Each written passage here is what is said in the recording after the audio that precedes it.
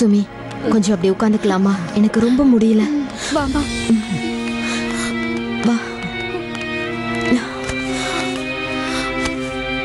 அம்மா, என் ஃப்ரெண்ட்ஸுக்கு ஃபோன் பண்ணுறேம்மா. யாராவது ஒருத்தர் கிடைச்சாலும் நாம் அவங்க வீட்டுக்கு போய் தங்கிக்கலாமா?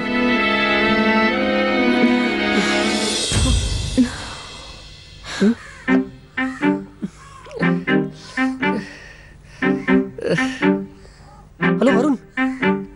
டேய் சஞ்சய், என்னடா இது? எங்க பார்த்தாலும் உங்க அப்பா பத்தி நியூஸாவே இருக்குது. டிவி பேப்பர்ல எதாவது இருந்தாலும் உங்க அப்பா போட்டோவா இருக்குது.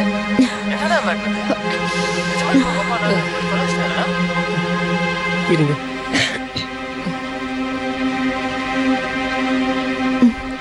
டேய் சஞ்சய், எங்கடா இருக்க?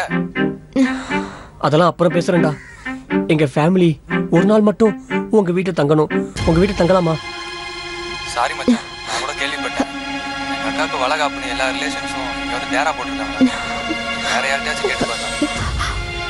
சரிடா.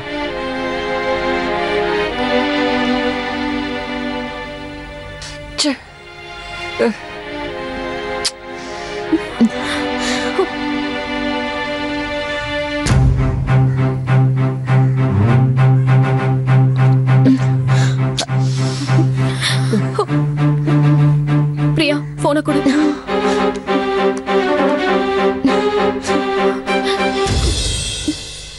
ஹலோ ஆண்டி, நான் சொர்ணாவோட ஃப்ரெண்ட் சுமித்ரா பேசுறேன். ஏமா, ரேவதிக்கு ஃபோன் பண்ணியா? பண்ணேம்மா. ரேவதி வீட்ல எல்லாரும் வெளியூருக்கு போயிருக்காங்கம்மா. அவ ஃபோன் வேற ரீச் ஆகல.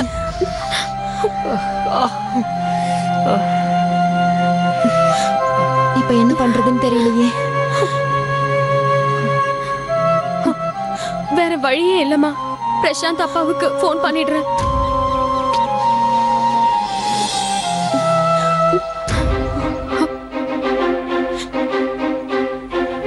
வேண்டாம் சுமி, அது அவ்வளவு நல்லா இருக்காது. அதனால ஒண்ணும் இல்லம்மா. அங்கிள் புரிஞ்சு பாரு.